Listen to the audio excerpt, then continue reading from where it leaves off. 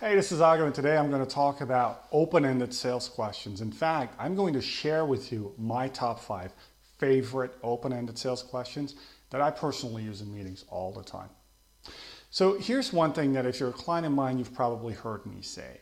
The quality of your sales is dictated by the quality of your conversations. The quality of your conversations depends on the quality of your questions. Questions are tremendously important. Questions are far more than just a means of getting information. They are a means of getting context. They are a means of connecting with a buyer. They are a means of building trust. They are a means of advancing the relationship. And they are a means of making you look like a very smart person who knows what they're doing.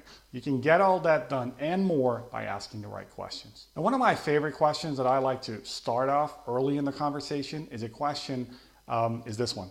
Imagine we were sitting down exactly 1 year from now. What would be different? What would have changed?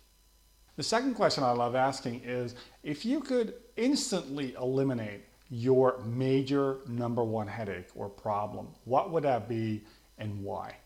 Now let's imagine we're a little bit further down the process and we're talking about how we might be able to help that client. I'll put out a question, something along the lines of, think of your number one performer, think of your best seller, think of your rainmaker. What would he or she be doing differently 6 months from now based on the work we've done together?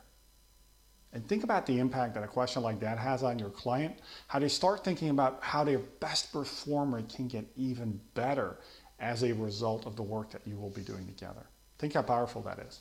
When I'm trying to get a sense for not just how we might be able to help them, but you know, what kind of things we should be focusing on, I will ask them, what is the number one opportunity that you see to create change or improvement right now? What's the number one thing that absolutely positively has to change that would have the biggest impact?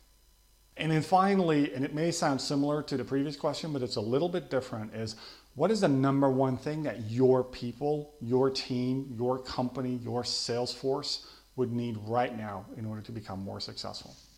So there you go, 5 questions you can start using tomorrow. I hope you took notes.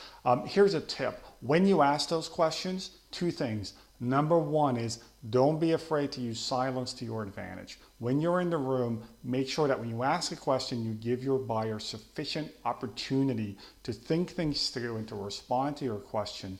Don't jump in, let them finish, let them finish. Even if there's 5 seconds, 10 seconds sometimes of pause, let them finish. The second thing I want to say about this is these questions are only the start.